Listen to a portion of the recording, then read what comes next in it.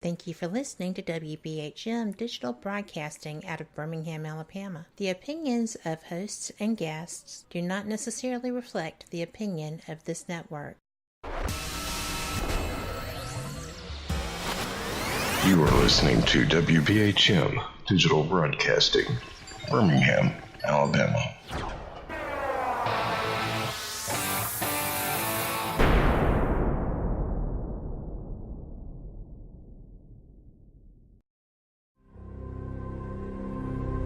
Welcome to the unknown, a place where ghosts, cryptids, and extraterrestrials are sought.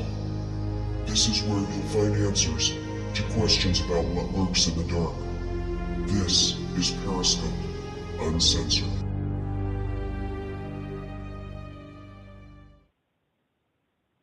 Well, good evening, everyone, and welcome to Periscope Uncensored here on WBHM Digital Broadcasting out of Alabama. I am Clarissa Vasquez, and riding shotgun this evening, once again from the same room, we haven't done this since February, is the ruffles in my potato chips, Mr. Joe White. How you doing, everybody? And first of all, Joe, I have to ask you, how are you? I'm doing swell. How are you? I am tired. Yeah. We have been traveling, well, I've been traveling for over a week now, and you've been traveling since Tuesday. And we're tired. I may be tired, but I'm not as tired as you are. Yeah, a lot of long days driving in the car. And I spent 3 days driving from Colorado to Massachusetts to get you. And, hung out in Massachusetts for a few days.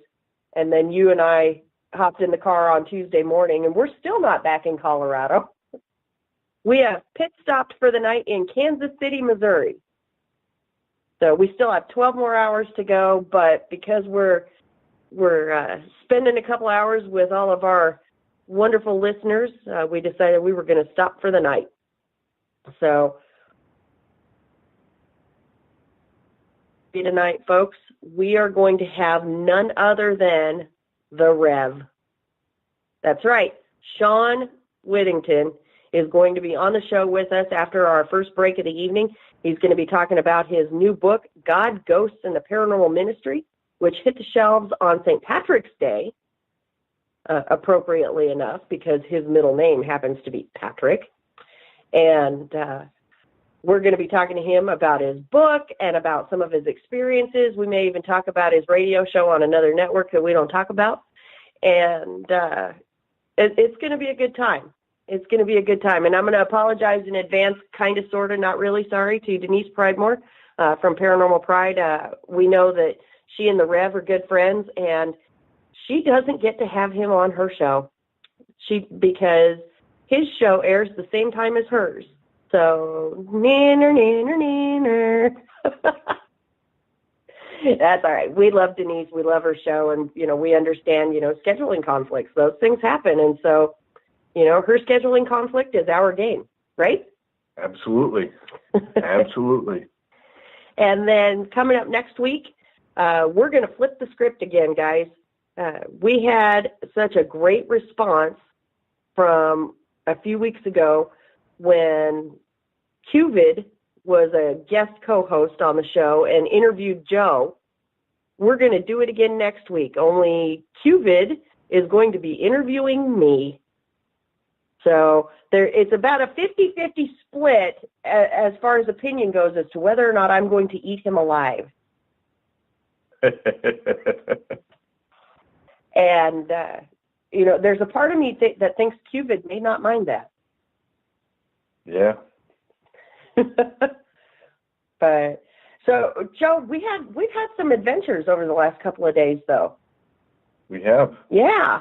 So the first big stop that we made, well, we made a little stop before the first big stop, but we got to see Aubrey Baldwin, who was a guest on the show back in March. We got to hang out with her for a little while and spend some time with her. And let me tell you, folks, she has given me an entire list, 8.5 by 11 page of things to call Joe when I'm introducing him on the air. Thank you, Aubrey. That's all I gotta say. and actually, the ruffles in my potato chip, that's an Aubreyism. An Aubreyism? Yes, it's an Aubreyism. Wow. that was all her. That wasn't me. I come up with things like the sprinkles on my donut. Can't see me, folks, so I'm sitting here just shaking my head no. Yeah, no. But tell the listeners about our big adventure. Where did we go on Tuesday? We actually stopped in, never been, always wanted to go, but we stopped in Gettysburg. And we went to Devil's Den and Sachs Bridge. We didn't get to stay long because it was late in the day. But it was amazing. Completely 100% amazing. I enjoyed it. Yeah. I want to go back, though. I want to do some, actual investigating now. That would be fun. I got to do that last summer when I was there. And let me tell you, there's a lot of great groups out there that do guided investigation tours at night. It's not cheap, but it's a lot of fun. And you don't even have to bring your own equipment. They've got equipment that they'll demonstrate how it works. And, sometimes they'll let you use it, or sometimes you can watch them using it. But they take you to places like Sachs Bridge and Devil's Den and some other battlefield spots. I think there's even one at the Jenny Wade House, which we drove past the Jenny Wade House, but we didn't go in just because we were short on time. Right.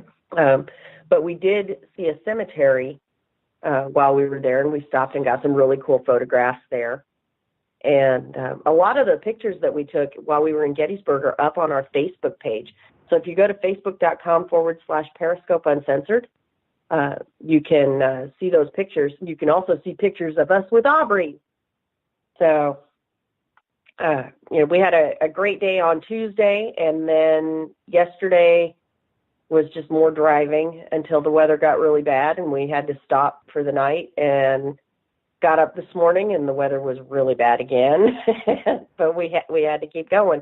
And so we've only got 12 hours left on this road trip. And I don't know about you, but I'm ready to be home. Yeah. This has been more road trip than either of us really wanted, I think. But worth it. But thank God it's not as bad as Chevy Chase and National Lampoon's Vacation. Right, yeah. No, it hasn't been like that. We're not going to Wally World. So America's favorite family fun park. Uh-huh. How's that go, Joe? I don't know. Oh. Can you say that one more time? I don't think the listeners quite heard it. I think they heard it. You think they heard it? Yeah. But getting back to Aubrey, we're going to have her back on the show here in a couple of weeks. She was gracious enough to agree to come back on the show with us. So she may have more nicknames for you then. Oh, great. Can't wait for that. Now, we like Aubrey. She's a great person. She was great to talk to on the air back in March, and, getting to hang out with her in person, that was a treat. And, lots of fun, lots of laughs, and, just a really cool person to hang out with and spend some time with. I'm glad that we got to do that. I really am. So am I. And going back to the Gettysburg thing, and you and I have discussed this before we went on air about possibly going back next year. Right.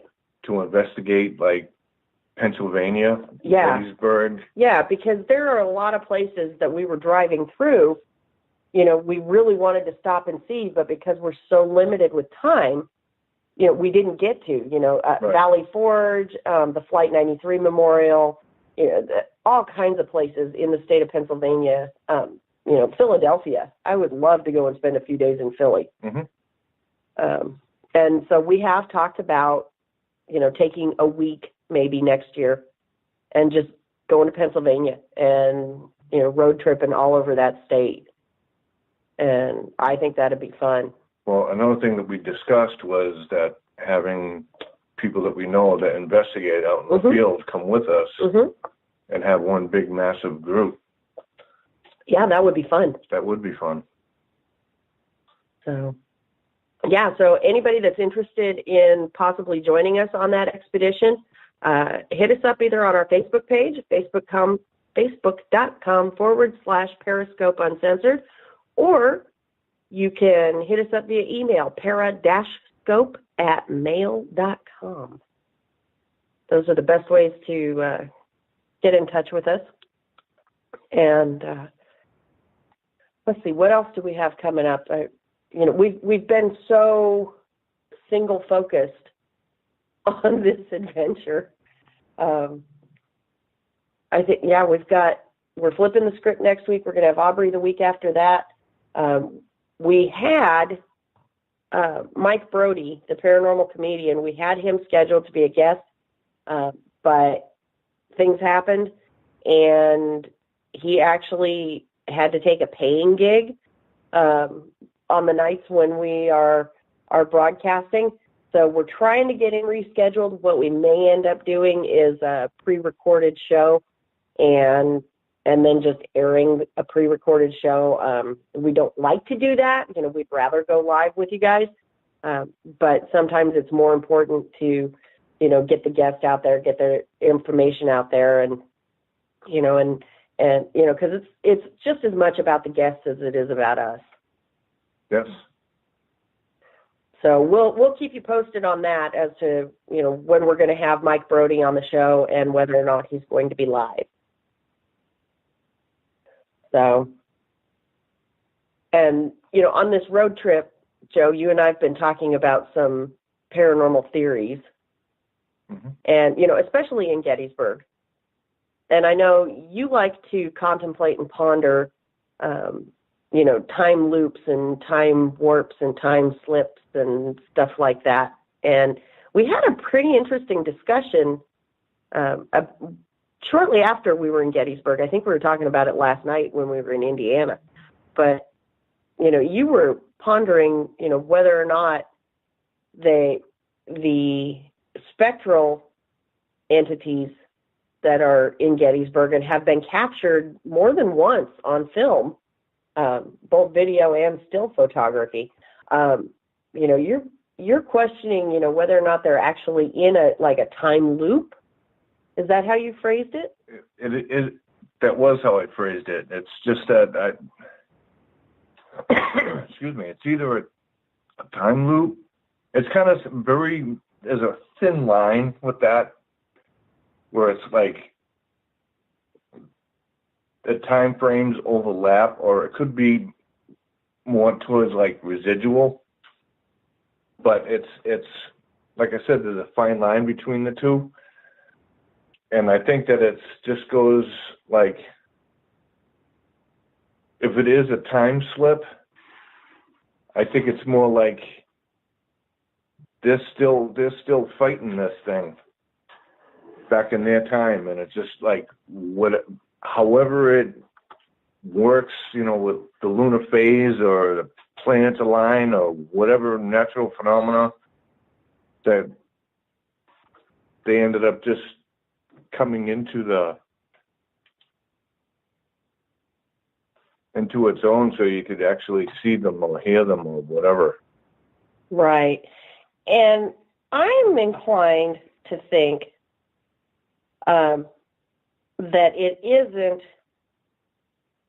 necessarily a time loop or a time slip. I'm thinking it's more GPT. I'm thinking it's more geographic psychic trauma. That what we're witnessing isn't necessarily conscious entities, but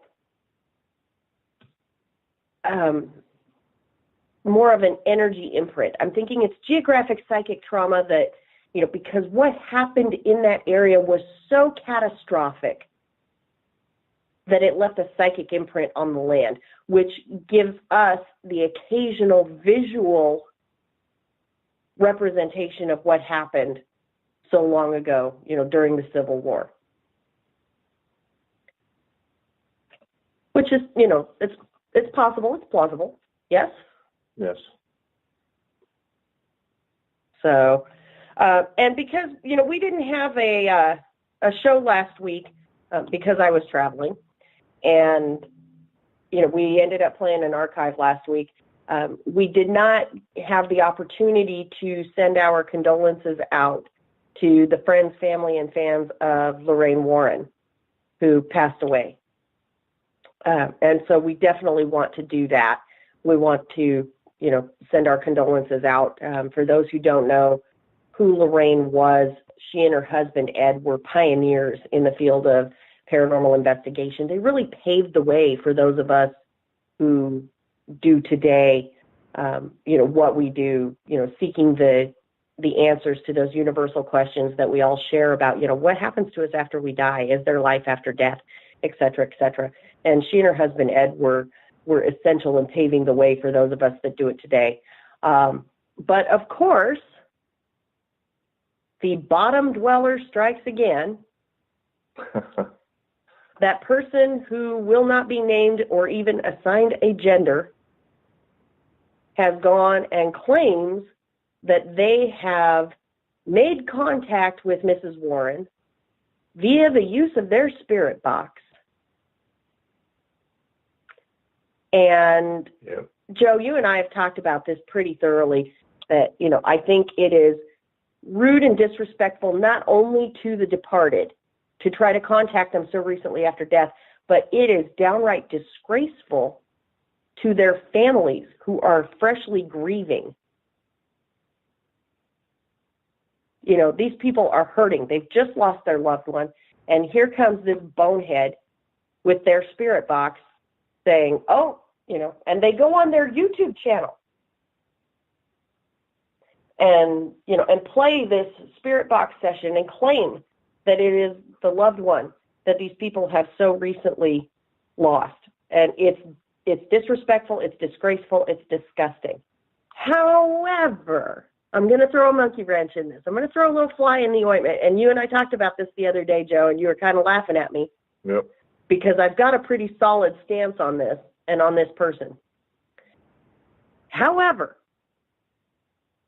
if it is appropriate to contact anyone under those conditions, under those circumstances, immediately following their departure, Lorraine would be the one to do. Yeah. I think she would have been 100% okay with this individual trying to contact her within hours after her passing. Do you agree? I think that she'd be okay with it, but however, like you said, maybe her family wouldn't be okay with that. Right. And has this individual contacted Ed when he passed? I don't know. They believe that the best time to make contact using their method is within hours after the individual passes, so probably not, because it's been so long since Ed passed.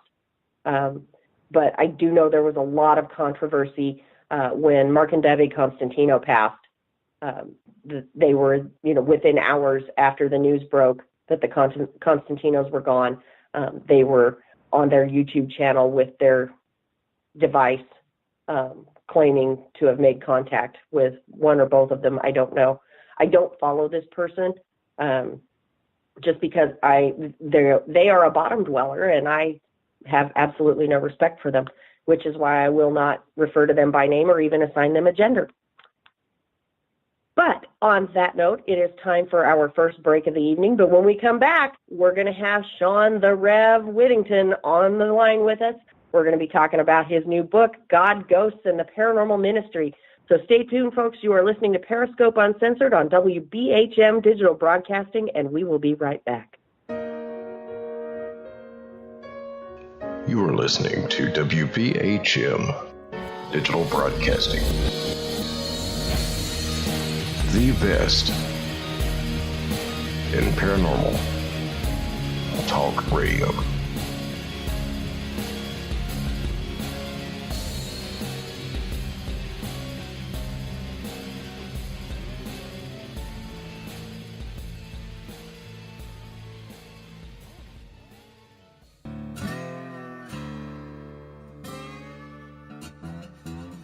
Oh, come on. I'm Southern, but... Nope. That'll do. Hello.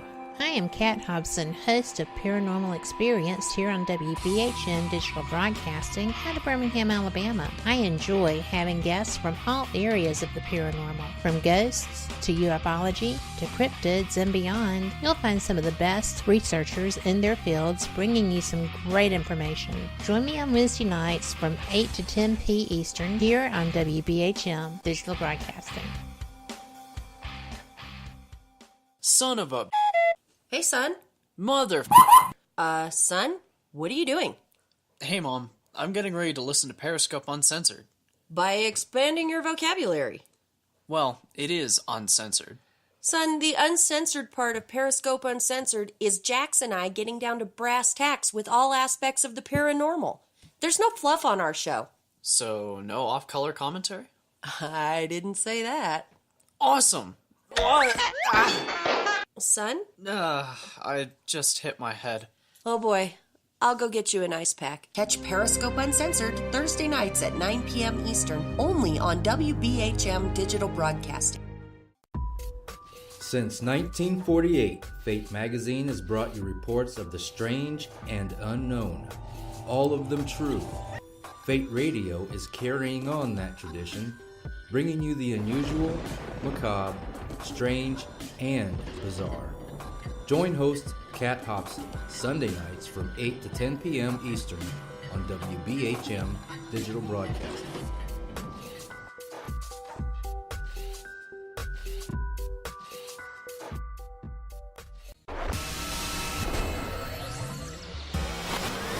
You are listening to WBHM Digital Broadcasting, Birmingham, Alabama.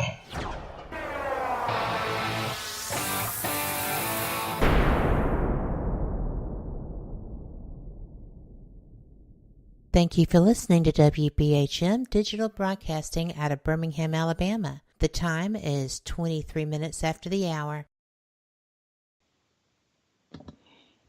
Welcome back to Periscope Uncensored on WBHM Digital Broadcasting out of Alabama.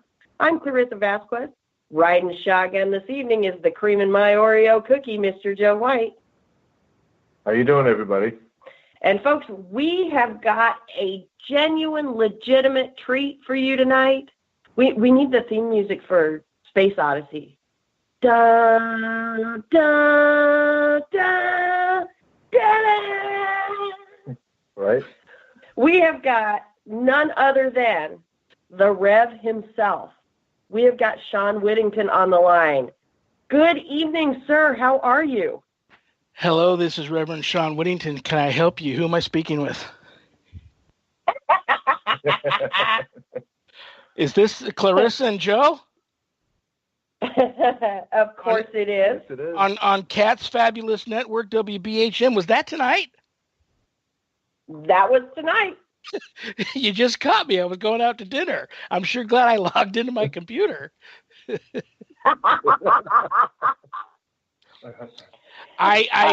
killing me.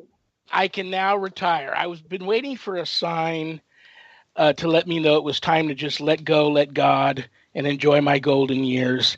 And it's never going to get better for me than being on WBHM tonight. So thank you all for inviting me. And now I know I can just ride off into the sunset because it's not going to get any better.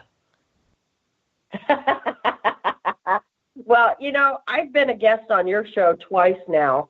And so, we figured it was about time we returned the favor. And the timing couldn't have been better, actually, because you just had a new book come out on St. Patrick's Day. Absolutely. That's right. I did have a book come out. Wow. Yeah, it's been quite the life. I know there's a lot of people out there. I'm not a writer. I'm not Stephen King. My book will never be on the New York Times bestseller list, but it's my book, and it took, 3 years of me putting my blood, sweat, and tears literally down through pen to paper. And there was a lot of, I was getting help the whole time by Spirit to write the book, and it was a book inspired by Spirit and divine intervention and a lot of other things, but it was tough. It was very hard to do. I had to do a lot of soul searching. I had to dig real deep and go to places that I didn't expect I'd have to revisit again, and dig up all those old memories, and good, bad, or indifferent, pull a lot of old scabs off a lot of old wounds that I didn't think I would be able to do. So for me, it was very hard because not only, like I said, I'm not a writer, but I knew that there were a lot of people on this side of the veil and the other side counting on me to deliver. So I felt pressure too. And when I finally finished it, the pressure, it was like the whole time I was sitting in a crock pot, and finally somebody just turned it off, not even down to warm, but just turned it off and lifted the lid off. And I could just feel this release of this pressure of feeling that, I was being basically told, you've got to do this. And I'm blessed. Everybody knows I'm blessed. I'm always saying how blessed I am, and I know that I am. And people have received the book very well, and I'm happy about that too. I know that there's messages in the book for some people out there. I don't know exactly what those messages are, and I don't know who the people are. But I know there's going to be messages in there for some people. And I'm hoping if those messages get to those people, then I'm fine. I'm good. The book doesn't have to, like I said, get on the New York Times bestseller list, or I'm happy with it just the way it is. And my publisher, Annette Munich at Stellium, we were already friends for quite some time, and I used to joke with her all the time about, I'm going to write a book one of these days, and you're going to be my publisher. Yeah, sure. I did, and she was there for me, and she exceeded all my expectations, and I think she did a great job on the finished product, and I'm just happy, guys. I don't know what else to tell you. I'm just really happy. So, God, Ghosts, and the Paranormal Ministry, which is the title of the book, and I have to tell you, Rev, I bought it right after it came out, and I've had the opportunity to skim it. I have not had the opportunity to read it thoroughly. My life has been chaos for the last few weeks. I know but but what I have read has been phenomenal. So what was the turning point that made you go, okay, I have to write this book? It can't just be any book. I have to write this book. Well, you all know what I do. I'm an ordained exorcist. So I knew that had to be in there. That's a big part of, me right now. And I was created. I realized this about 15 years ago, that I was actually created in my mother's womb by divine intervention to be walking the path that I'm walking today. So I knew that I had to have that in the book. But I was sharing caregiver hospice care for my parents with my younger brother the last year of my father's life and last 2 years of my mother's life. They since passed on and went to heaven. May they rest in peace. But I had moved all their stuff into my home because I couldn't afford to pay their mortgage. We tried to sell the home, and the real estate agent we hired dropped the ball miserably, and I ended up having to let their home go into foreclosure. So I moved all their stuff in here. My garage is full. One of our bedrooms, extra bedrooms, is totally full. And then there's a lot of their stuff scattered through my office here and some other places in the house. But all of that stuff's here. And I would hear somebody, I live in a haunted house. I don't know if you know that or not. Clarice, I may have talked about it. Sharon and I live in a haunted house. So I don't pay attention to all of the stuff that goes on all the time. I just figure, they're acting up a little bit tonight. No big deal. Let me just turn the volume up a little bit more, or, go have a snack, go to bed, whatever. But I would always hear somebody rummaging around in the room where all their stuff was at. Sure enough, if I walked in there, something would appear that I knew wasn't there, that was hidden away amongst the stuff. But something would catch my eye and appear that as soon as I looked at it and grabbed a hold of it, it was like I would have a complete flashback of something from my past, whether it had to do with a personal memory or something of my father or mother's, or something that was really important in our lives all together as a family. And so I just knew this is a sign. Somebody's telling me that I have to write this story. And then among some of the regular spirits that Sharon and I have seen here on a pretty regular basis, I started seeing other spirits, like two older Indian women.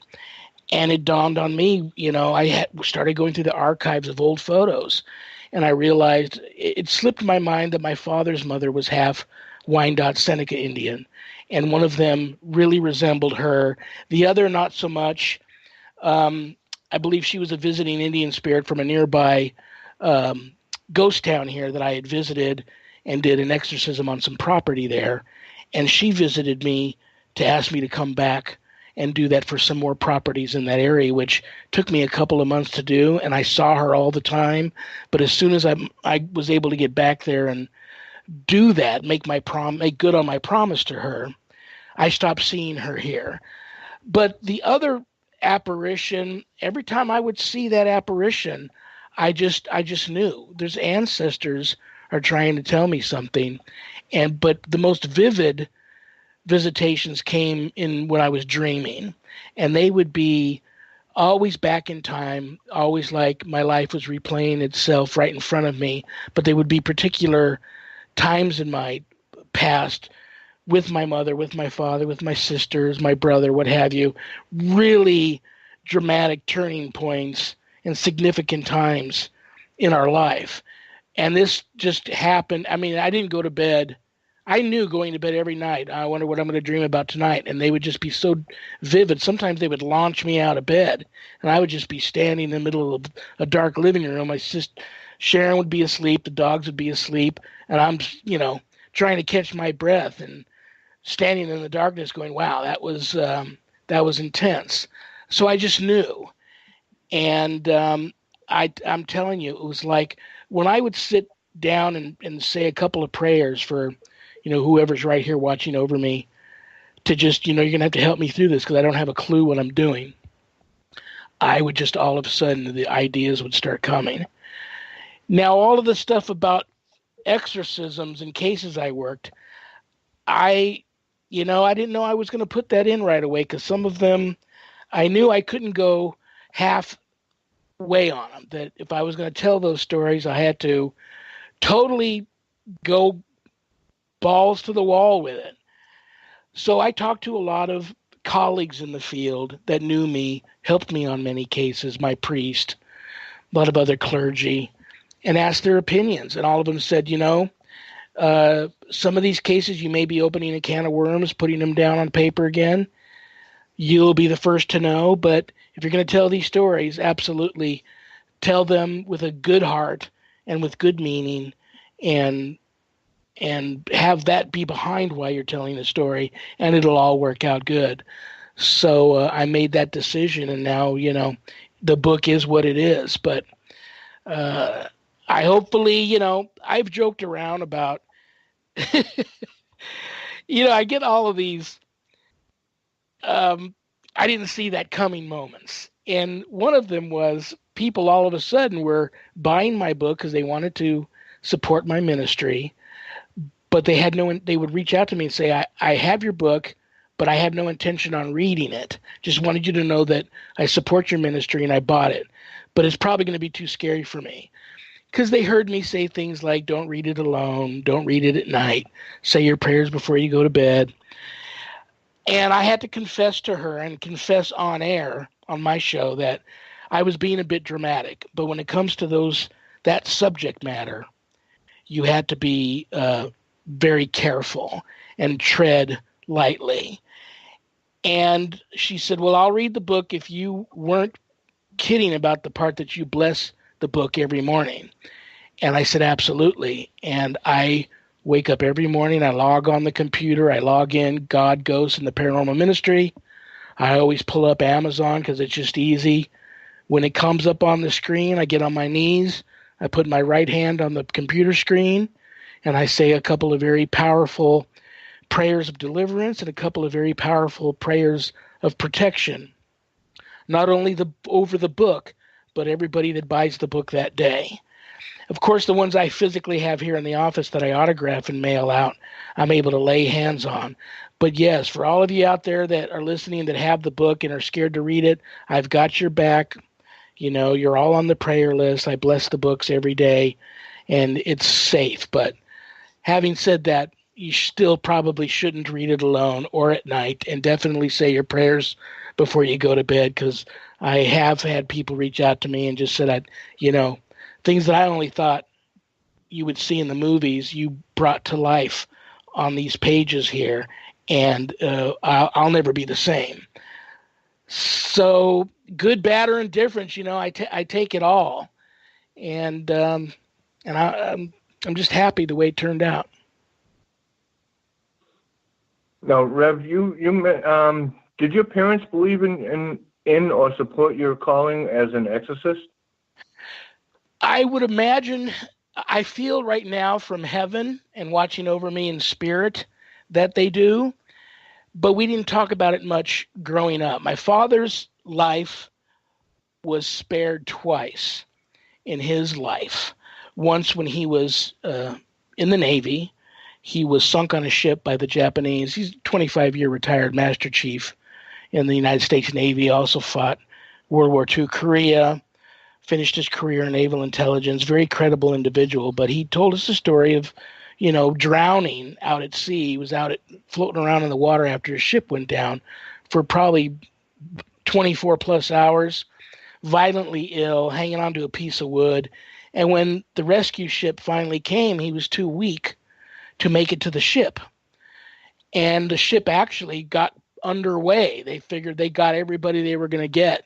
They had to get out of there because the enemy was still very thick in the area. And he knew, well, they're going to drag me home dead, but I'm not going to be left here. Found a piece of rope in the water and wrapped it all around his body. And he could actually feel the rope tighten and start to pull him through the water. And he heard a voice say, "There's one more over the side." And he looked up and saw a very large sailor jump over the side of the ship, and while hanging on with one hand, reached into the water, grabbed my father by the scruff of his shirt collar, and tossed him up on the deck of the ship, where he passed out for about 48 hours. And when he woke up, he had a little tent over him, and corpsmen were taking care of him. But he knew 100%, after he scoured that ship and couldn't find that sailor who saved his life, he couldn't even find people that remembered seeing the incident. It was like 1 second he wasn't there, then the next he was. He knew it was his guardian angel that saved his life. And he went through his whole life believing that. And we all believed it too. And then he contracted, during the Korean War, he contracted spinal meningitis and encephalitis. And he was actually on his deathbed. Yeah. And the doctor called my mother and said, "If you want to see your husband alive by morning, get here now, because he's not going to make it." And they had him strapped into a hospital bed because he was out of his mind, in and out of a coma. And when he was awake, he was very violent. But on the way to the hospital, she stopped at the nearby church, and I always tell people, don't try to make a deal with God. Pray for what you want. Pray for help. Pray for his intervention. But don't make a deal. But she made a deal with him. She wasn't supposed to have any more kids because the birth of my second oldest sister almost killed her. And she begged for God to spare his life. And if he did, she would, from that moment on, whenever she went to church, she would do it on her hands and knees. And she would also have another child. Well, she went to the hospital, fell asleep at his bedside, woke up in the morning. He was wide awake sitting there and said to her, "Edith, what am I doing strapped to this bed?" She, of course, freaked out, yelled for all the doctors and nurses. They came in. They ran every test possible, and they couldn't find any remnants of the disease, trace of the disease at all in his system. Wow. So she kept her bargain. Till she was too old and physically unable to do that, she crawled on her hands and knees whenever she went to church. And she did have another child, and that was, ta-da, yours truly. And I saw a lot of ghosts growing up, which freaked me out. And my mother finally confided in me that my older sisters were very gifted, as my mother was, and obviously I was. And she said, you're going to see a lot of ghosts in your life. Don't be afraid of them. They're just people that don't have a body anymore. Ask them what you can do to help them. And if you can help them, great. If you can't, tell them they need to move on, that you can't help them and they have to go to the light or cross over or just stop scaring you and move on. And she did tell me one day I was going to do something great for God. She didn't elaborate on that, and I didn't know either. And I didn't know, like I said, I didn't know until about 10 years ago that this was what I meant to be, because Sharon and I finally, we started GhostBeGone.biz right after we met, fell in love, and got married 17 years ago. And we worked our first demonic case several years after that. And it was that moment that I knew that was the path I needed to be on, was to learn how to battle that and become ordained. But I don't know if they knew exactly this was going to be the path. I think my mom had a feeling, but now I thoroughly, like my father believed his life was saved by his guardian angel, I thoroughly believe that I was conceived by divine intervention. And I was meant to do this. Wow, what an incredible story. Wow. That is crazy. We ask people, often, what got you started on this path? But never does the story include, what happened to their parents that got them on this path. That's crazy. Well, it just, and totally, as I started peeling the layers away, and started doing research for the book, it was just things I didn't even know that just made one light go after another go off and turn on as to, wow, it's like my mother's Brazilian, and she comes from a little village in the north of Bahia called Cruz das Almas, and that means Cross of Souls. And there's no veil there. The people walk around with the dead as though they're actually still living.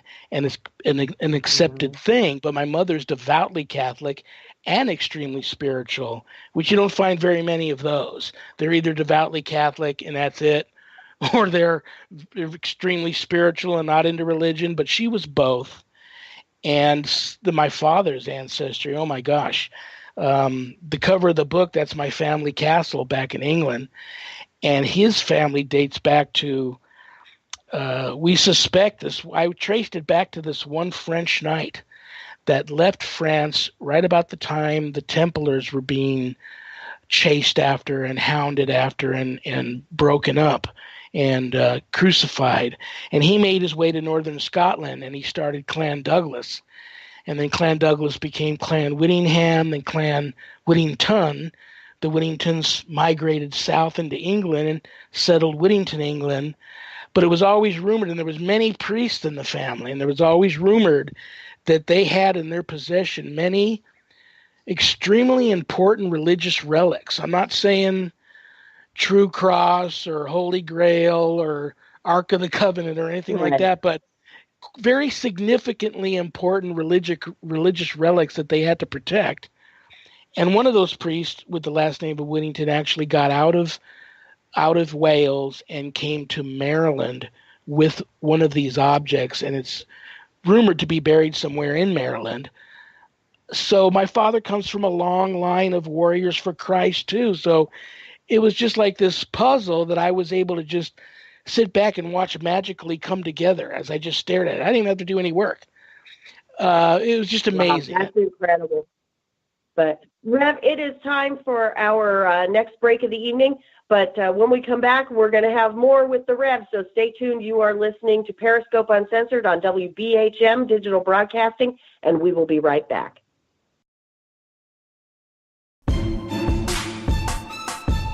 You are listening to WBHM Digital Broadcasting, the best in paranormal talk only on Paranormal Experience Radio. Broadcasting live out of Birmingham, Alabama.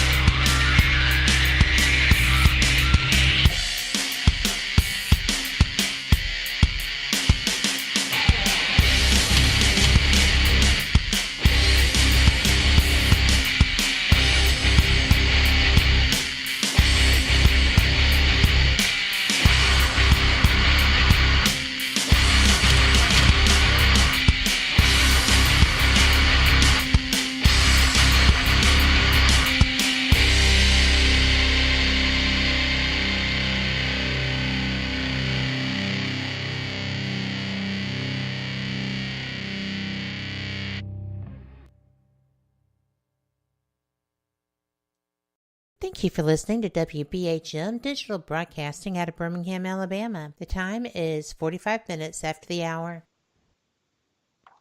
Welcome back to WBHM Digital Broadcasting out of Alabama. You're listening to Periscope Uncensored, and I am Clarissa Vasquez. Riding shotgun this evening, as always, is Mr. Menage a Spook himself, Joe White. How you doing, everybody?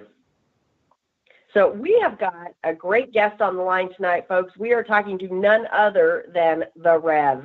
We are talking to Shawn Whittington, exorcist extraordinaire out of Las Vegas, Nevada.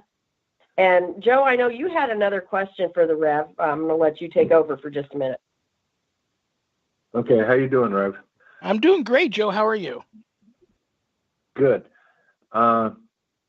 Now you mentioned the vivid dreams. Are you able to lucid dream? And clarify for me your interpretation of lucid dream. Like controllable? No, these were just to give you an example. It was one of the dreams was like somebody shooting a gun off in my right ear. And it was so loud that I actually would launch out of bed and I couldn't hear in my right ear because the ringing was so bad. And I would be shaking and profusely sweating and looking around because I was 100% sure somebody shot a gun off by the side of my head, like a burglar had broken into the house or something. Who knows? You get woken up at 4 a.m. in the morning, you're in the dark by a gunshot, or maybe a burglar was killed outside my front door by a police officer or what have you. But I would hear this gunshot, and it was like a bazooka. And I would, the dogs are still sleeping, Sharon's still sleeping. I'd go back to bed. I'd calm down eventually and go back to bed. And then this was before my father died. And then we were at his funeral, and he got the 21 gun salute. And that's what I heard in that dream. Oh, and wow. So they're like that. And, they say when you're dying, your life flashes in front of your eyes. I don't know if it was like that, but when these dreams would come, it would just actually be like I was reliving it again. Sometimes through my eyes, like I'm a little child again, looking at my mother's face or my father's face, at my surroundings, and going through that same incident again. Sometimes the dream would repeat itself, and now I'm watching through someone else's eyes. I'm standing back, and I'm watching me and my parents and siblings go through that incident. But very, very, very vivid, like they really happen. A couple of times the dreams where I'm watching them, not through my eyes, I would actually try to change them, and I would catch myself yelling at somebody in the dream, don't do that, or don't go there, or, duck, or whatever. And me doing the action of yelling would wake me up. Pretty amazing. But no, I never had control to change them. Okay, how soon after the dream with the gunshot did your father pass? Not long, just probably a week or two.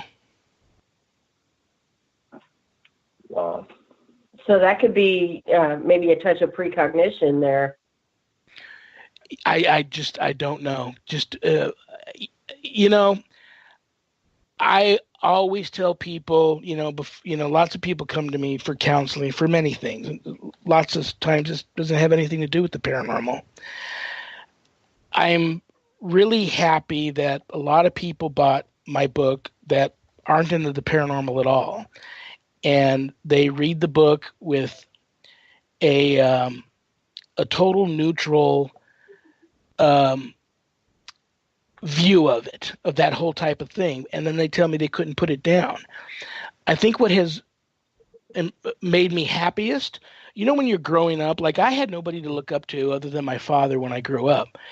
And when I wasn't, being a real brat, and trying to steal a candy out of a store, or playing football with the kids at the park, or in school, or later on in my teens, standing in front of the liquor store asking every person that was old enough, "Hey, would you buy me some beer? Here's $10," because I had buddies waiting for me at the park to party, what have you. When I wasn't doing that and I wanted to do a little ghost busting, here I am with my old little Polaroid camera and my little tape recorder, and I'd go riding around on my Schwinn out into the middle of nowhere in Southern California in the Topanga Canyon or Malibu Canyon. You go off the beaten path long enough, you find these old shacks and shed off in the country that you can, go and explore in. But I had no one to look up to. But what's made me proudest is that a lot of my colleagues have read this book and love it. And I think that's the most humbling part of this whole thing. And psychics too that don't even know me reaching out to me saying, "You don't know me and I don't know anything about you, but your name was given to me by a spirit and I was told to reach out to you." This older woman is standing in front of me with white beads in their hands. I had a couple of psychics reach out to me and tell me this story. Keeps showing me these white beads in her hand. And I finally realized that it was my mother, and she was telling this woman to tell me I needed to start praying the rosary more. Well, I didn't want to start until I got me. Sense. Yeah, I didn't want to start until I didn't have I looked at every single rosary I had. I didn't have one with white beads on it. So Sharon bought me a beautiful white beaded rosary from the Vatican, and my brother happened to go there too and didn't even know I had this dream and said, "I was in the Vatican and I didn't have any intention on buying you this, but something made me buy this rosary for you." Sure enough, it was a white beaded rosary. So just, I'm no expert. I tell people that all the time. I don't have all the answers. I don't know what's happening here, but I know what's happening to me is, miraculous, to say the least. And I'm just going along for the ride and trying to do something good with it. Flip side of that coin, though, lot of ghosts hanging around here, and I know many of them follow us home from cases. Many of them, I had many psychics tell me, "Well, you have so many spirits there that are attached to the property and or attached to you and your wife that they're like a beacon for the other spirits floating by to come and hang out for a little bit. Like it's a rest stop or it's a place to hang out and have fun. So be careful, because if it gets too crowded here, it's going to be a major drain on you psychologically and physically mainly. And so we have to be careful." So I'm constantly blessing and cleansing the home because, it can be like that. I can sit down anywhere in the house and 10 seconds later, I'm out.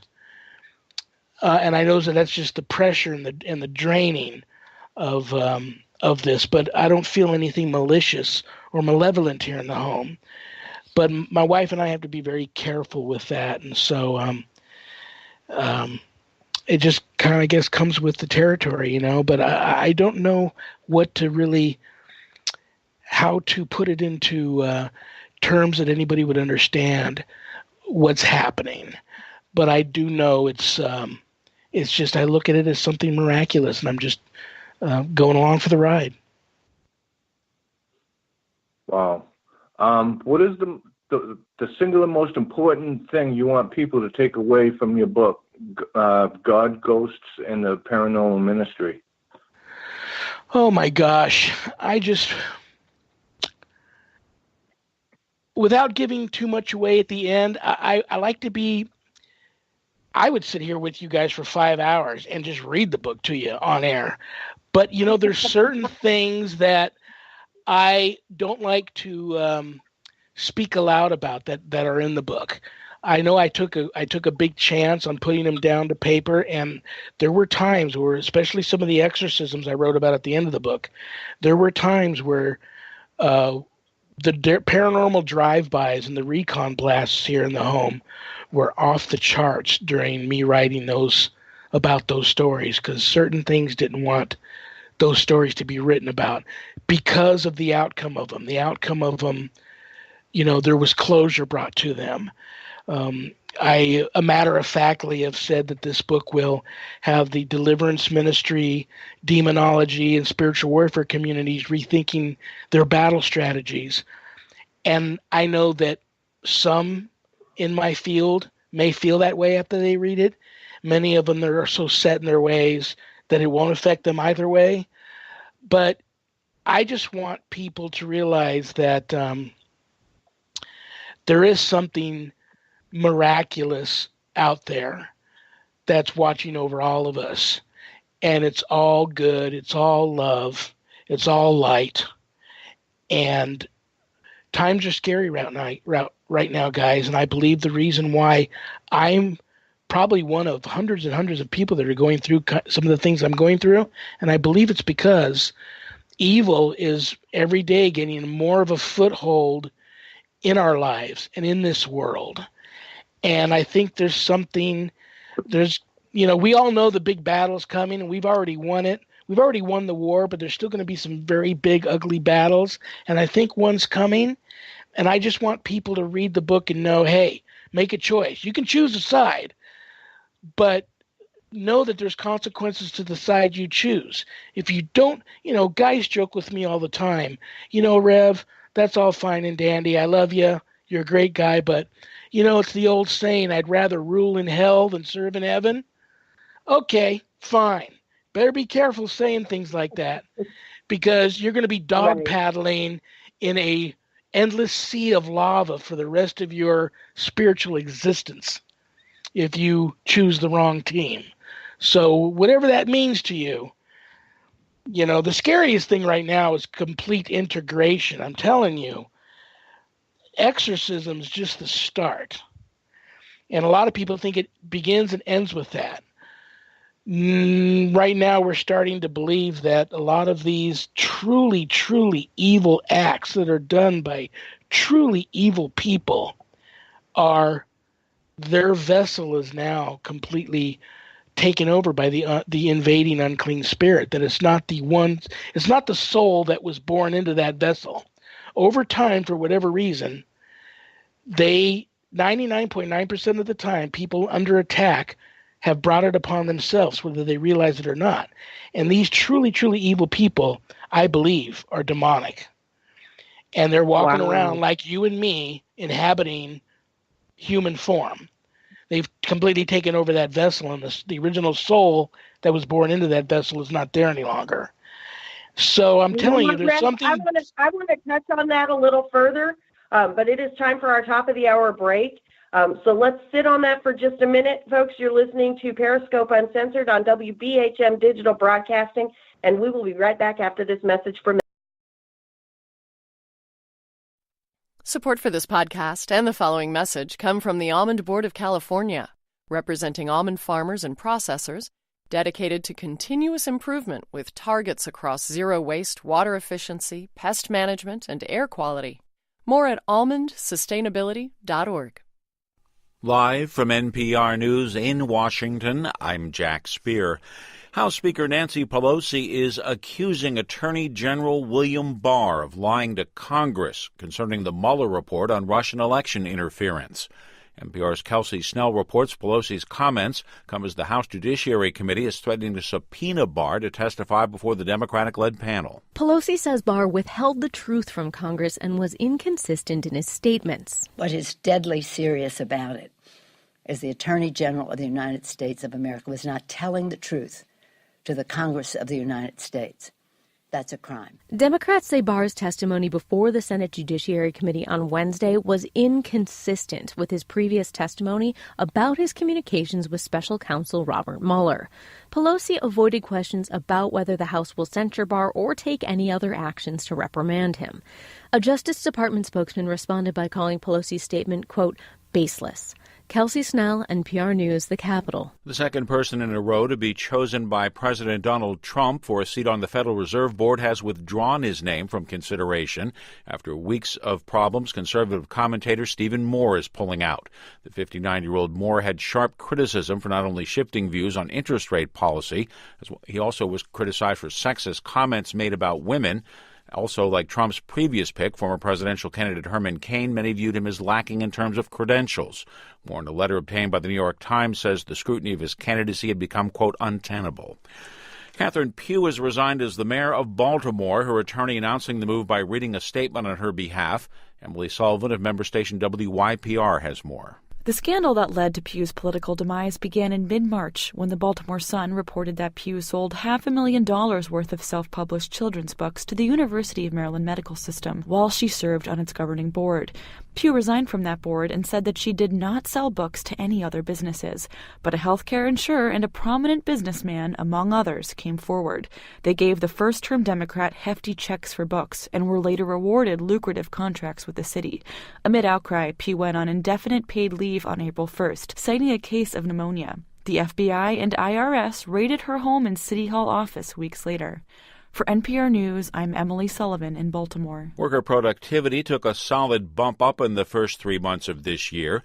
The Labor Department reports productivity rose 3.6%. That was its strongest quarterly rise in more than 4 years, and a hopeful sign a long stretch of weaker gains may be coming to an end. Government says the first quarter productivity bump was more than double the 1.3% rise during the final quarter of last year. Stocks lost ground today on Wall Street. The Dow dropped 122 points to 26,307. The Nasdaq was down 12 points. The S&P 500 fell 6 points. You're listening to NPR. The Democrat-controlled House has signed off on legislation aimed at preventing the Trump administration from pulling out of the Paris Climate Accord. The measure is also aimed at ensuring the U.S. lives up to its commitments under the 2015 deal signed by former President Barack Obama. Though it lacks some aspects of the Green New Deal pushed by a number of Democrats, it's the first significant piece of climate legislation passed by the House in nearly a decade. The bill is unlikely to move forward in the Senate, though.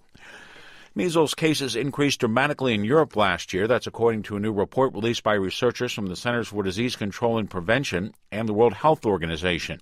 NPR's Jason Beaubien reports the surge in measles cases occurred despite an overall increase in vaccination rates across Europe. 2 years ago, Europe recorded just over 5,000 measles cases. Last year, there were more than 82,000. And the outbreaks were widespread, with 47 of the 53 countries in the region reporting cases. The worst outbreak was in Ukraine, followed by flare-ups in Serbia and France. Europe had 114 measles fatalities over the last 2 years, this after only a handful earlier in the decade. This was all according to a new report in the CDC's Morbidity and Mortality Weekly Report. The researchers note that measles vaccination coverage actually increased in Europe over the last decade, but the outbreaks occurred among pockets of people who, for one reason or another, hadn't been immunized. Jason Beaubien, NPR News. Crude oil futures prices took a major dive today, oil following the stock market lower, dropping 2.8% to $61.81 a barrel in New York. I'm Jack Spear, NPR News in Washington. Welcome back to WBHM Digital Broadcasting out of Birmingham, Alabama. The time is 5 minutes after the hour. Multitasking. Welcome back to Periscope Uncensored on WBHM Digital Broadcasting. I'm Clarissa Vasquez. Also at the helm this evening is none other than the man who has lost the Duck Dynasty, Mr. Joe White. How you doing, everybody? And I say you lost the Duck Dynasty. You shaved your beard.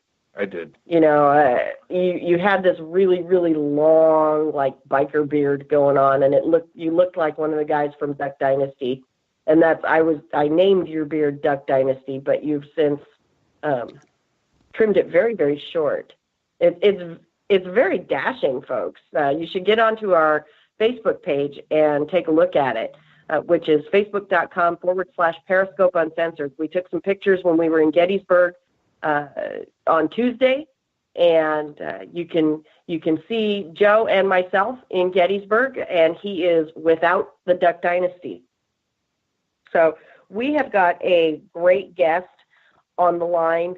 Tonight we're talking to Shawn the Rev Whittington, author of God, Ghosts, and the Paranormal Ministry, which hit the shelves on St. Patrick's Day, of all days, which is fitting because your middle name is Patrick.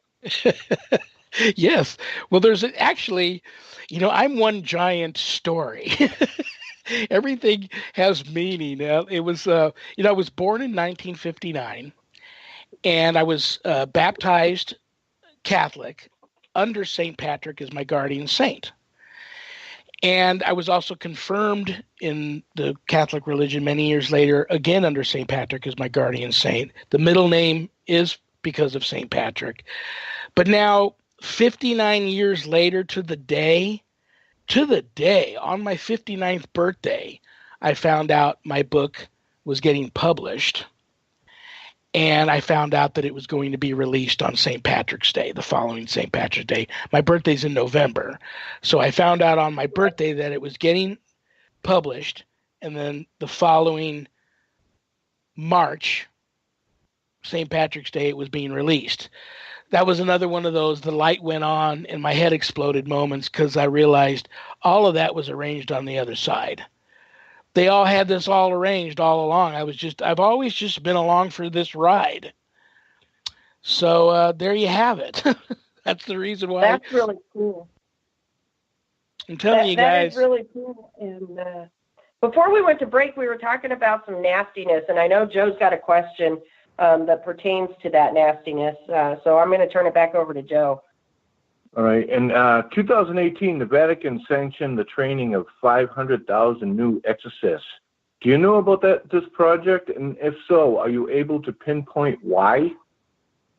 I do know of that project. And one of the projects there is just for priests. But I'm very happy to announce that they also opened up a course at the Vatican for clergy and laity people like myself. I'm saving up as I can. If you can get your round-trip airfare there and pay for the course, I don't know how much your round-trip airfare would be. The course, I believe, is in the neighborhood of about $2,500. But once you're there at the Vatican, your room and board is taken care of for about 7 to 10 days. You are shuttled from your hotel room to the Vatican and back every day, and you attend this course being taught by some of the most renowned and blessed and gifted holy people in Catholicism that battle the devil on pretty much on a daily basis. You get training from them. I understand you will also not take authority over, but you will be required to assist on several exorcisms while there. So I'm saving up for it. There's so many things that are going to have to fall in place for me to get out there and make that course. But to answer the question why that's happening goes along with what I said a little earlier. There's something happening. And I think there's going to be a big, ugly battle coming soon. And people on the front lines, and some even behind enemy lines, know that we need to start building up the ranks and getting prepared for this, because it's going to be, whatever happens and whatever it is, I think it's going to be very ugly. Yeah, I'm inclined to agree with you, Rev. Even in my belief system, which you and I both know is drastically different from yours, but even in my belief system, we know that something is afoot. There's a shift, there is a change, and something nasty is coming down the pike. Yeah, I believe so too. I mean, there's exorcists there that do, half a dozen or so exorcisms a day in, day out, 24/7. And that's not just one exorcist. It's probably, many of them that have that workload there in Italy, around Vatican City and the surrounding towns and through that region. So yeah, something's happening. Yeah, definitely. Now, if I may, and you may not, you may not know, but then again, you might. Do you know where approximately when or where, if it was a singular event or whatever, that is triggering this shift that we've been talking about? No, I think it probably it's been going on a long time. These things don't happen overnight and come on like gangbusters. I think it's something that probably can't even be pinpointed. It's just, imagine us being surrounded by a big hedge of protection. There is a prayer called the hedge of protection prayer, but imagine that you can imagine it being a big brick wall or a hedge or what have you, some type of spiritual protective barrier that's already been put in place to protect us. And over time, and since the crucifixion of Jesus Christ, we're talking a long, long time, there is a never-ending onslaught against that protection barrier.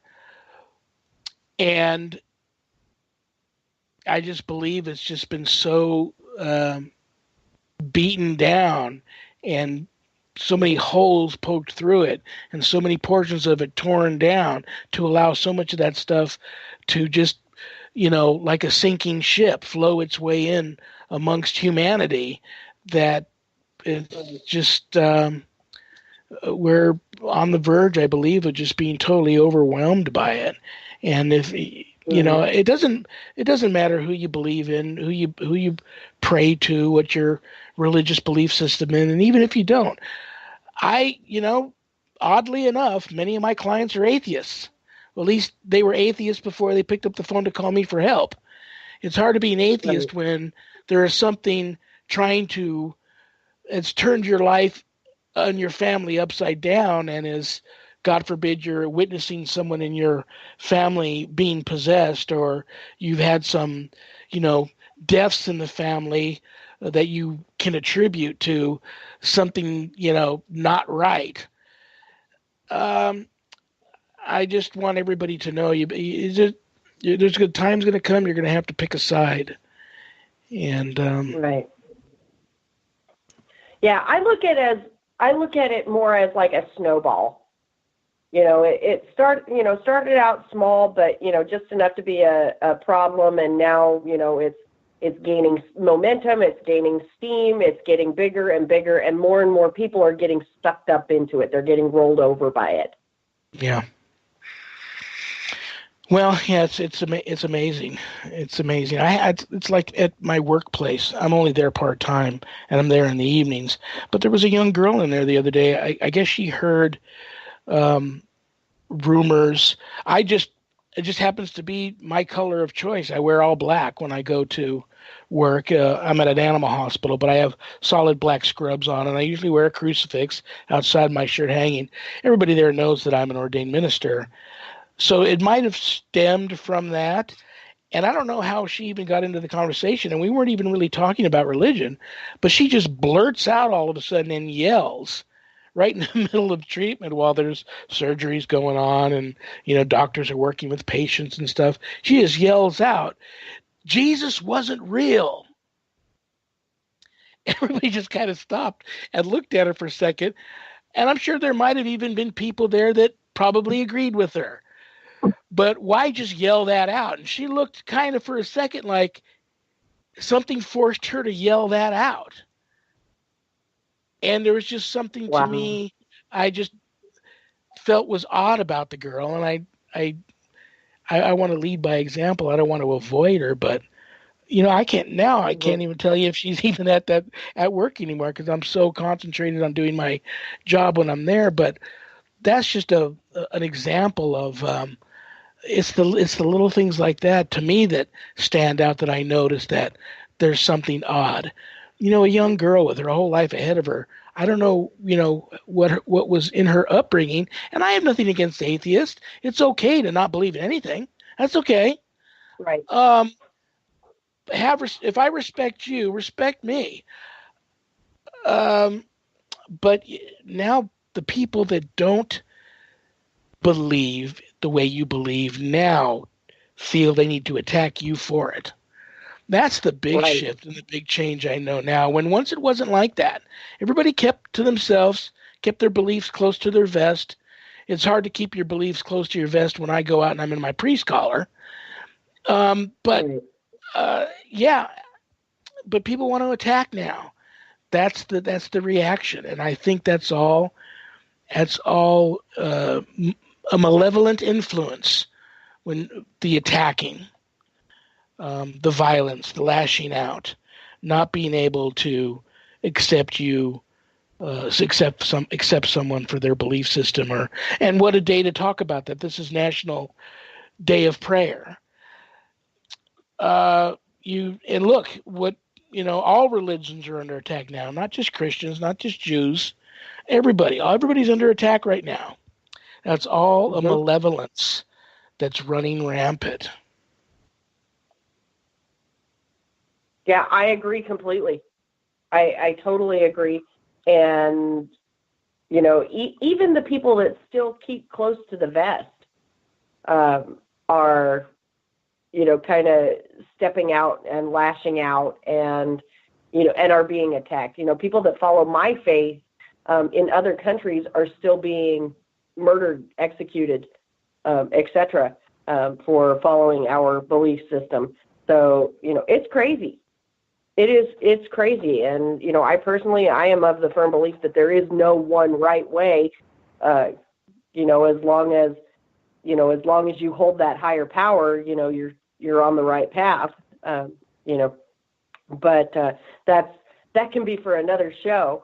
But we are coming up on our next break of the evening. But when we come back, we will have our final segment with the Rev. So stay tuned, folks. You are listening to Periscope Uncensored on WBHM Digital Broadcasting, and we will be right back.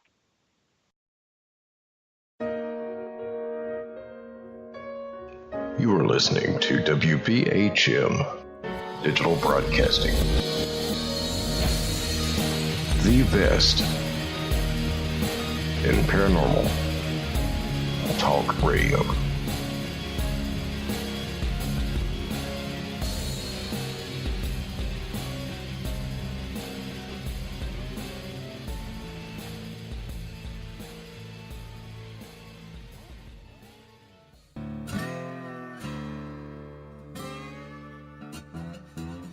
Oh, come on. I'm Southern, but... nope. That'll do. Hello. I am Kat Hobson, host of Paranormal Experience here on WBHM Digital Broadcasting out of Birmingham, Alabama. I enjoy having guests from all areas of the paranormal, from ghosts to ufology to cryptids and beyond. You'll find some of the best researchers in their fields bringing you some great information. Join me on Wednesday nights from 8 to 10 p. Eastern here on WBHM Digital Broadcasting. Son of a... Hey, son. Mother... Son? What are you doing? Hey, Mom. I'm getting ready to listen to Periscope Uncensored. By expanding your vocabulary. Well, it is uncensored. Son, the uncensored part of Periscope Uncensored is Jax and I getting down to brass tacks with all aspects of the paranormal. There's no fluff on our show. So, no off-color commentary? I didn't say that. Awesome! Son? I just hit my head.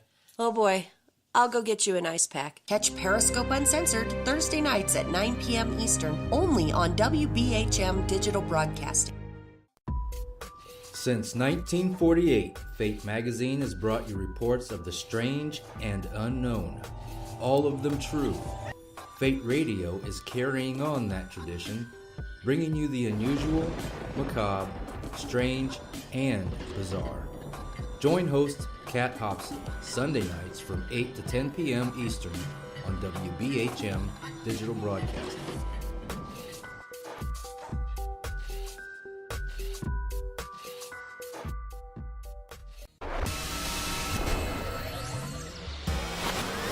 You are listening to WBHM Digital Broadcasting, Birmingham, Alabama.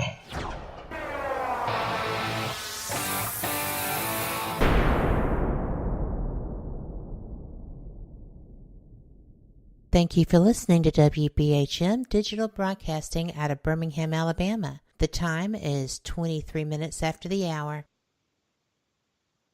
Welcome back to Periscope Uncensored on WBHM Digital Broadcasting out of Alabama. I'm Clarissa Vasquez, and of course, the man in the co-pilot seat this evening is none other than Mr. Clean with Hair, Joe White. How you doing, everybody?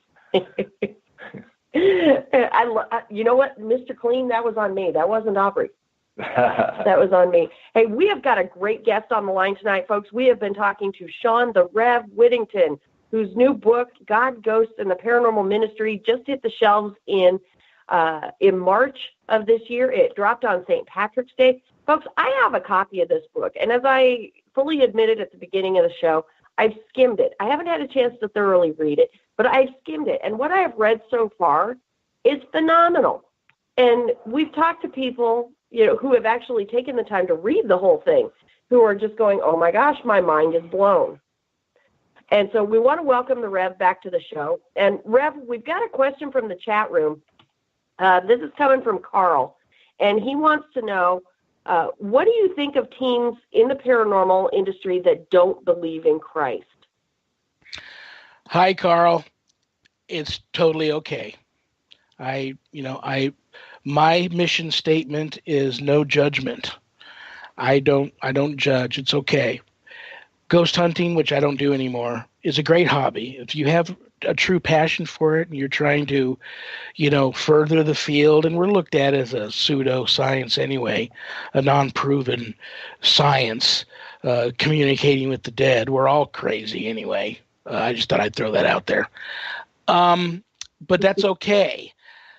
Having said that, two of the largest groups of people that come to me for help are, one, atheists, and two, Ghostbusters, new to the field, that don't have any religious belief system. And they were at the wrong place at the wrong time, said and did the wrong thing, got some attachment onto them that followed them home and has now turned their life and their home and their family upside down, maybe trying to murder them. And now they're calling me. Be very, very careful. Tread lightly. You don't have to believe in Jesus. You don't have to believe in anything. You can just be a Ghostbuster because you think it's a cool hobby. And it is. Be careful. Just be very careful. I don't believe in provocation. I don't do religious provocation. And when I did Ghostbust, I didn't provoke. I always respected the dead. Because you never know who's watching and listening and who's floating around you, ready to just lower the boom on you. And you give them... they play by rules to a certain degree, but if you, in their own demented, warped mind, if that's even a correct way to term it and describe it, you give them what they feel is permission to attach, and they have a right to be there and a right to menace you, then you are in for a world of hurt. So just be careful. Now, Rev, we all know that you can tell amazing stories. And I know you've got some really good stories in your book, but I know that the listeners want to hear about one of your more compelling cases. And we've got a few minutes left with you. So can we take 5 or 10 minutes and hear about one of your most compelling cases that you've worked? Yes, the one that changed. I left the field for a while. Sharon and I, after all the years of doing this, we didn't run into our first demonic case until after we met, fell in love, and got married. And one of our first cases was a demonic case, and whatever was there, I firmly believe we misused a Ouija board at this case, and this thing followed us home. And I had no knowledge of how to deal with it. And it lived in our home for about 8 weeks, turned our lives upside down. That led me to reach out for help, put my feelers out in the paranormal community and find someone who could take me under their wing and teach me how to battle this thing. And then that directly led me to staying on the path to become ordained, because my mentor at that time was an ordained exorcist. So that demonic attack left my wife with 3 very rare forms of cancer. Sharon is 16 years older than me. I'm going to be 60 this year, but she still has twice the energy of me, works full-time as an office manager. But that changed our lives. She had a very rare form of tongue cancer, a very rare form of medullary thyroid cancer, which is the worst of the 2 thyroid cancers. This one spreads and there's no cure. You can't just take the thyroid out. It spreads all through the lymph nodes in your throat and rest throughout your body. It kills you. She was supposed to die. So I took a chapter out of my mother's book, and I would, when Sharon, she couldn't talk for 6 months, couldn't swallow water for months, had a feeding tube in for over a year. She was dying. I went to bed next to her every night thinking she would be dead the next morning. But I would sneak out sometimes and go to this all-night church and crawl on my hands and knees up to the altar and beg for God to spare her life. Many, many years later, she's still here with us. Thank you, Jesus. And a buddy of mine was dying on his deathbed, dying on the East Coast of advanced colon cancer. And he was an atheist. He called me up just hours before he died, told me that he wanted me to know that he had seen God, and God had told him that Sharon wasn't going to die, and that I needed to continue fighting those responsible. But see, I had left the field at that time. Well, it wasn't over for me. The very next case was a case where I was violently attacked, so much so that I thought I was going to die. And I left. I said, I'm done, God. I can't do it any longer. I'm not the guy for this. You've picked the wrong guy. I'm done. And I walked away for about a year. But a pastor friend of mine presented me with a case months later, talked me into helping her with this case. And on that case, I had a vision of the Holy Spirit, which let me know that God had my back, not to worry about anything. And then the very next case, this is how quickly it can happen, brothers and sisters out there. A single mother of 2 little boys, one was 15 at the time, one was 10, I believe, says that my little boy came home from school, scared to death, said there was a weird kid at the park wanted to play with him, but nobody else could see the kid. So the boy got scared, ran home, said little boy chased him all the way home. The mother went out, scoured the neighborhood, scoured the yard, couldn't find this weird kid. Then about 3 o'clock in the morning, the little boy crawls into bed with his mother. She clearly feels him spoon her from behind. And then it all of a sudden is like a meat locker in there. And just the stench was so overwhelmingly disgusting. She had to flip on the nightlight, jump up out of bed and look back, and there was nobody in the bed. So that morning at breakfast, she asked her son, was that you that crawled into bed with me last night?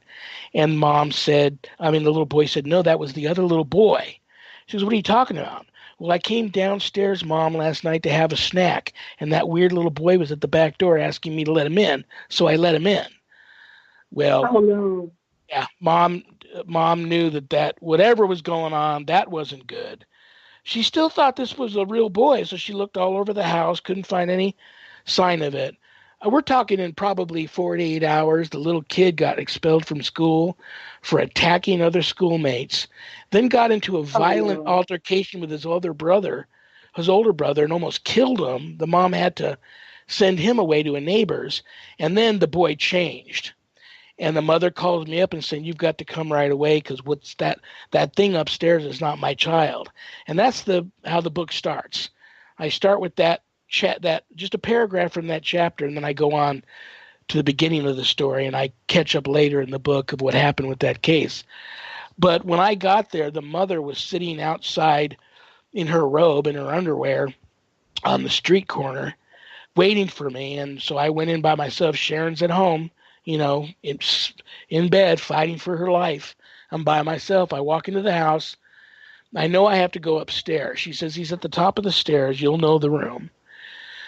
I get upstairs, and I can't open the door to save my life. I'm a pretty big guy, but I can't get this door open. Finally, I fight, and I crack the door just far enough to open to where I can see there's an old man sitting on his rear end with his back against the wall in the far corner of the room. I'm all, that's crazy. That's not a little boy. I finally able to wedge my way through the opening and get into the room. And I start walking toward this old man. He looks like he's 100. And I get hit by this force, which was identical to the force that attacked me 2 cases prior to that, which had me leave the ministry. So I knew I was in trouble, and I dropped like a sack of potatoes. I don't know how long I was out for, but when I woke up, I'm outside. I live in Vegas. I'm outside in the desert now. I can't wrap my mind around what has just happened to me. I thought maybe I got mugged and drug out to the desert.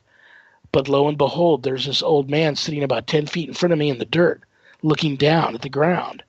I'm like, that's just, I don't know what to think. Then a shadow comes over me in the ground from right to left. And I look up to see what the shadow is. And it doesn't take me long to realize that I'm actually on Calvary. And I'm staring at Jesus crucified on the cross. Yes, it was Jesus, but it's not the Jesus that we come to look at. It looks like just a slab of rotting, beat up, mutilated meat hanging on a tree, but I know it's a man, and I know it's Jesus. Yeah. And I always remember seeing the feet left over right. Many crucifixes, the feet are side by side or right over left. I remember noticing that the left foot was over the right, and I always look at crucifixes to see if the feet are that way. I know I have to crawl to that cross because I don't know what's going on, but I know that that's my way out of this. I crawl over to the cross. It's real. It's not a hallucination. I use the cross to help me get up, and I have to get on my tippy toes, and I kiss Jesus on his left foot. And I remember to this day tasting the dry blood, the dry dirt, and the mud off of his skin in my mouth when I kissed his foot. And all of a sudden I had a flashback of this time when I was being chased home by bullies, and I really thought they were going to beat me to death. And my father, who worked hours away, 7 days a week, that one day comes driving home early from work to almost run me down on the road because he didn't expect me to be running across the road. He gets out. It would be too TMI to tell you what he did to these 3 bullies who were grown kids who were going to beat me up. But I had that flashback. I remembered all of a sudden that feeling that I had that my hero has arrived. I have nothing to fear. And I don't know how I knew what to do next, but I turned, I walked over to the old man. I could now see beyond him, and it was a hill. Down at the bottom of the hill were these several cloaked figures. Couldn't make out gender or facial, nothing like that, just hooded figures, several black dogs running around. And I worked another case that I talk about in the book about those dogs. But I know that that's hell. And this old man is the child. I have to do something. So I drop to my knees. I lay hands on the child, pour holy water, anointing oil. I'd probably said 50 Hail Marys, 50 Our Fathers. Finally, the little boy looks up at me, and he's a normal little boy, and we're back in his bedroom. And we never said a word about what happened. We just both cried, hugged each other. I helped him up. We walked outside. We went downstairs. There's his mother. She's looking at us like she knows something miraculous happened. None of us are sure what just happened, but she knows something miraculous happened. We sat down. The only thing I could think to say was, is anybody hungry? And I picked up the phone and I ordered Papa John's pizza, which was just down the corner. And we ate pizza and we had some soda and we never talked about the incident. And she got her other son back from her neighbors, and they put the house up for sale, and they moved to California to be with family. They were en route to California, but made a stop over here in Vegas for a while so Mom could see if she could make it. But they were from Louisiana, and she had a Creole background, and a lot of people in her family were into voodoo and hoodoo and southern hoodoo and all of that stuff. And I suspect there was some transgenerational curse or something that was attached to her that went after her son, but we're not sure. So that changed my life right then. And now I'm fearless. I go into any case knowing that it's not me that has the power, because I don't have any power, but I crawl over the threshold of every home that I go to on my hands and knees to show ultimate humility, because that's my biggest weapon. And sometimes that's all it takes. And you can hear the demons running out of the home as if they're little pigs squealing in pain, just scattering and leaving the home. And sometimes that's all it takes. And I don't have to do anything else but to stand up and now tell these people how to make sure it doesn't happen to you again. You know? Right. Wow, that is incredible. And so, do we still have the Rev, or did we lose him? Yeah, I'm here. Okay, awesome. We've only got a few minutes left with you, Rev, and so want to give you a chance to, again, promote the book and let people know where they can find you, learn more about you. And so I'm going to hand the floor over to you again. I know you just got a few minutes left. The book is God, Ghosts, and the Paranormal Ministry. It's a supernatural and spiritual autobiography by yours truly, Reverend Shawn Patrick Whittington. You can get it at Amazon. You can get autographed copies enclosed in a blessing kit off of the ghostbegone.biz website if you are interested in that. I'm a host of Vegas Supernatural, which is on kcorradio.com every Monday night from 5 to 7. I just celebrated 3.5 years there. Apparently the show's doing okay, although I have no clue what I'm doing. And I'm also teaching Introduction to Spiritual Warfare and Introduction to Paranormal Ministry. It's an online course through the Worldwide Bible College and Theological Seminary. If you're interested in that, you can go to my Facebook page. Contact me at my personal email, which is Shawn, SHAWN, LVNV at hotmail.com. And I can interview you and see if you have a little bit of the calling for this ministry and see if you would benefit from taking this course. And I think that's my story, and I'm going to stick to it. That's awesome. And folks, I highly encourage you to pick up a copy of this book. Whether you get it from Amazon or whether you get it from ghostbegone.biz, pick up a copy of this book. You will not regret it. Like I said, I've only had a chance to skim it, and I am already blown away by it. And Rev, I promise I will have it read from cover to cover by June.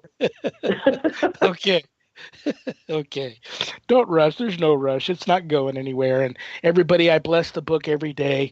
Don't be too afraid to read it. I think each and every person that does read the book will get something out of it that's positive.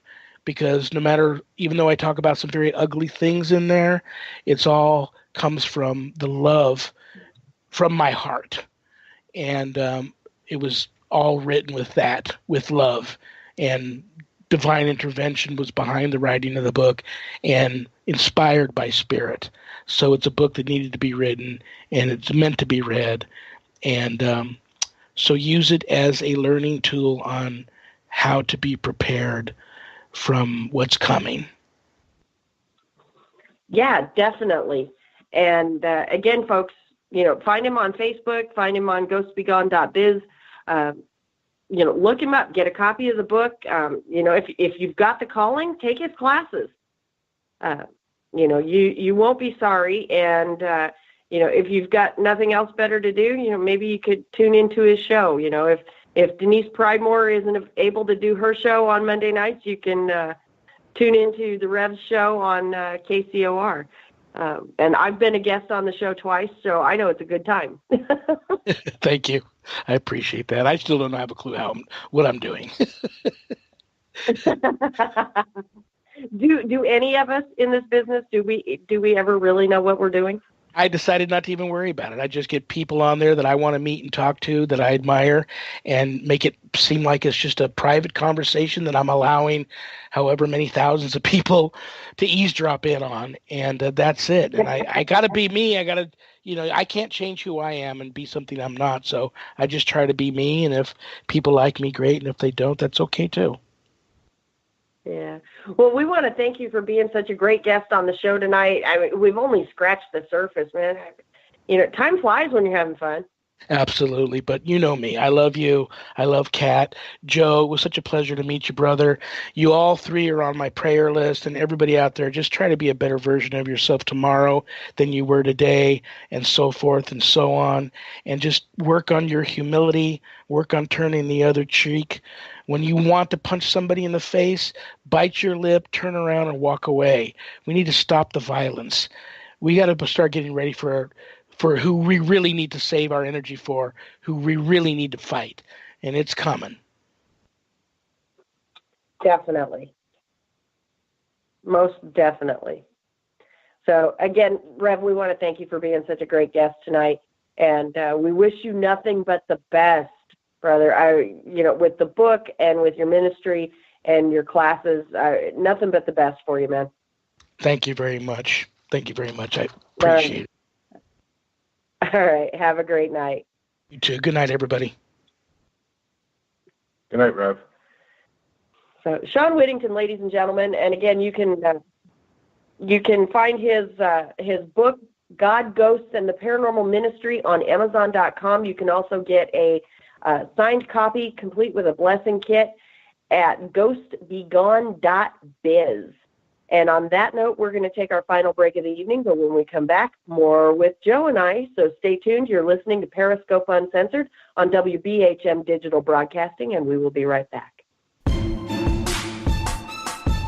You're listening to WBHM Digital Broadcasting, the best in paranormal talk only on Paranormal Experience Radio. Broadcasting live out of Birmingham, Alabama.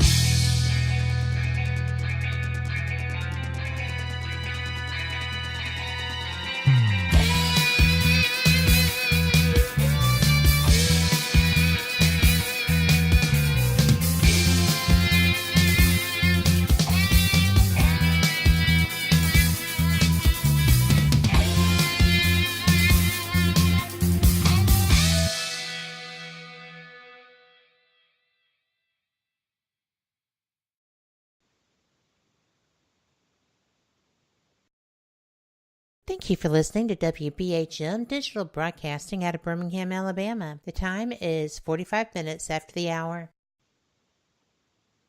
Welcome back to Periscope Uncensored on WBHM Digital Broadcasting out of Alabama. I'm Clarissa Vasquez, and riding in the seat next to me, I can't really say the co-pilot seat because we've both been piloting this ship. We've both been captaining the ship. So, riding in the other seat next to me is the man of 1,000 words, but actually says very few, Mr. Joe White. How you doing, everybody? I think we're going to have the Rev on again. Absolutely. we just scratched the surface with him, and I had never heard that exorcism story before. I've known the Rev for a while, and I had never heard that story before. And so now that I've had, just a little taste of it, I'm excited to read the book and read more about that particular story that he shared with us, and some of the other experiences that he's had. I'm all jazzed. I'm excited. I want to get home and read that book. Yeah, I'm actually interested in taking this course. Very cool. Very cool. So I'll be contacting the Rev very shortly and find out information on it. Yeah, I think you should. I think you would do well with that. So, yeah. So let's you and I talk a little bit more about Lorraine Warren. And she was, as we mentioned earlier in the show, she was a pioneer. She and Ed, her late husband, were pioneers in this field. They really paved the way for what we do today. And a lot of people disagree with the legitimacy and the validity of not just her abilities, but the cases that they worked together. They were instrumental in the cases that inspired the Conjuring movies and Annabelle and The Nun and, all of the Conjuring series movies revolve around cases that the Warrens either worked or had a hand in. And, a lot of today's investigators, really don't put any weight or validity into her abilities or their data that they collected in those cases. But the fact remains, whether you believe in the Warrens or not, and I'm using that term lightly, regardless of how you feel about them personally, you cannot deny the fact, that they were pioneers in this field. Correct. Back when it was still very taboo to even discuss having had a paranormal experience, regardless of the type, whether it was, a ghostly experience or a cryptid encounter or an extraterrestrial experience or some kind of psychic phenomena. It was still very taboo to discuss it. And here is this man and woman who went out and really made a name for themselves to help people. Whether or not they actually did help people is controversial. But, they went out, with the sole purpose of helping people. You got to give them credit for that. Yes. And, so I tip my hat to the Warrens as a whole because they made it their life's mission. Yes, they did. They put everything else on hold. Their family, their friends, their lives essentially revolved around helping people. And it wasn't necessarily research like we conduct. We conduct research and help people in the process. Their objective was to help people and contribute to the research in the process. So you really have to tip your hat to them, regardless of whether or not you believed in her abilities and the legitimacy of their findings. I know there have been some stories circulating around, the events that inspired the first Conjuring movie. Rumors about, how the one of the clients actually, kicked them off of their property and may have even punched Ed Warren in the face and, told him to leave. So it goes without saying that, what you see in Hollywood portrayals, should be taken with a grain of salt. Just because it has someone's name attached to it, or just because someone in a T-shirt that's 3 sizes too small says something doesn't necessarily make it so.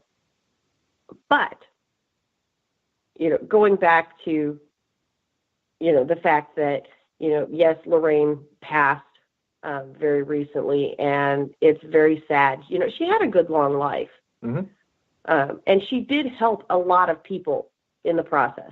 Yes. She really did. She helped a lot of people, whether it was helping to remove the stigma attached to, discussing having had whatever encounter they had, or whether she was able to, legitimately lend aid to people who believed they were being plagued by supernatural phenomena. And so, she has passed on. She's left the realm of the living. She now has the answers to the questions, that we're all trying to find while we're still here. And then we have the bottom dweller. So Joe, we all heard during the first segment, we heard my take on the bottom dweller, and their belief that it is appropriate and acceptable to contact the spirits of the departed within a few hours after they pass. What's your thought on that? And it's okay if you don't agree with me. There are things that you and I don't agree on. But what are your thoughts on this? I still think that, well, even though that if there's one person that this individual would be able to contact would be Lorraine Warren, or even Ed Warren. That being said, it still goes back to, I think, would be disrespectful to the Warrens family. They don't have time to mourn. They don't have time to grieve. Do you not think, though, that given what Ed and Lorraine did, their life's work, do you think that maybe the family would be understanding? It's possible, but but then again, if that was my family. So if something, I don't think I could do. I don't think. I think that it would be like. I think I would be highly upset. Okay, so God forbid something happens to me, and the bottom dweller within a few hours of my passing, and you know how passionate I am about our research. Yep. The bottom dweller was trying to contact me. You would be opposed to that? Yeah, I would be opposed to that. Okay. I would be. Okay. I would be. I mean, give it, it's one thing if you wait, 6 months down the road, some appropriate timetable, but not like hours or within 12 hours of somebody passing. I don't agree with that. I don't care who the person is. I just think it's totally disrespectful to the family. Yeah, and part of me says, and I've already said, when I go, I'm coming back and haunting everybody. Of course you are. Of course I am. I've already said that. So me personally, if something were to, God forbid, happen to me, I think I personally would be okay with anybody other than the bottom dweller, trying to contact me, and if the best odds of success are within hours after my passing, I'm going to jump on that opportunity. I'm going to be ringing your cell phone going, hey, I hid the will here, I'm sure you would. I'm sure you would. I'm sure that I'd be the first person you came back to hunt. I would. You would be. You're not going to wear that tie to my funeral, are you?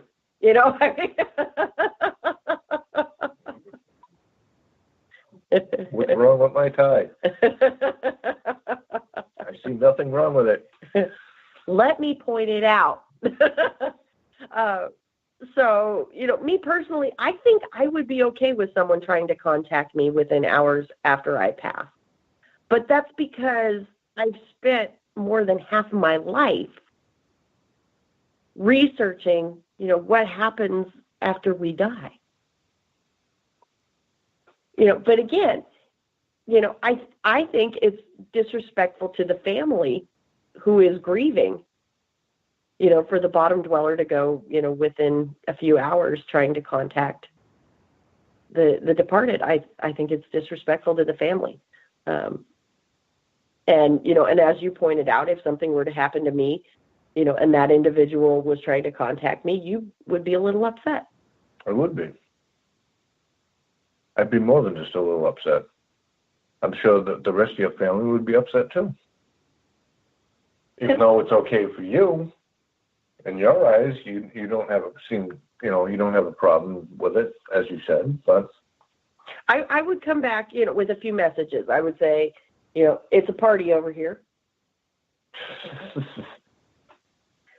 Tequila shots all around, no hangover. Second, the will, here's where I hid the will.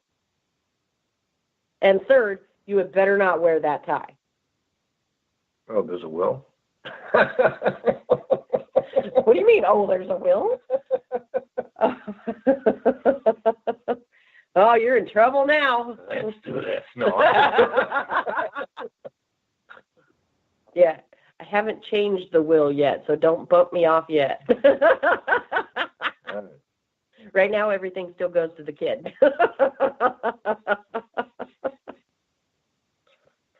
So, I don't know. I've got mixed feelings on it. Part of me thinks Lorraine would be okay with it, but the other part of me still says it's really disrespectful. I don't know. I'm torn. What are your thoughts, folks? Hit us up on our Facebook page, Periscope, facebook.com/Periscope Uncensored. Let us know what you think. Do you think it's disrespectful or do you think it's acceptable? Let us know. We want to know. And so with that, we have run out of time. But I know, time flies when you're having fun. But be sure to tune in next week where we have special guest host Cuvid. We're going to flip the script. He's going to interview me. So it's going to be a good time. It's going to be a party. We're going to have the Cuvid on. And then the week after that, we're going to have Aubrey Baldwin back on the show. We love Aubrey. Well, some of us love her more than others. Yeah, but next week then we're going to have the smelliest man in the UK. Absolutely. The biggest goofball. The biggest goofball. The Q is going to be right here on Periscope Uncensored, so be sure to tune in. And with that, we are out of time. So for Joe, Kat, the WBHM family of hosts, and myself, we want to wish everyone a great evening, and may all of your ghosts be friendly. Stay spooky, everybody.